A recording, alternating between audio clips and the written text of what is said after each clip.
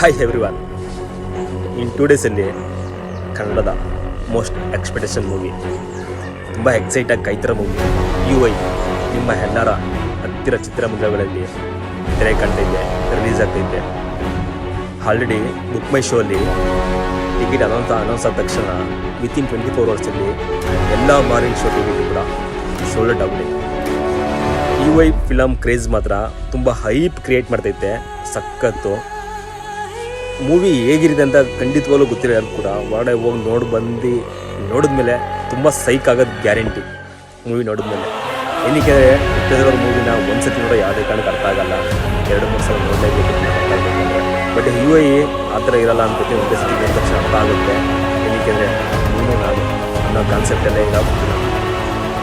so ಹಾಗೆಯೇ ನಮ್ಮ ಹತ್ತಿರದ ಮೈಸೂರು ಚಿತ್ರಮಂದಿರದಲ್ಲಿ ಗ್ರ್ಯಾಂಡ್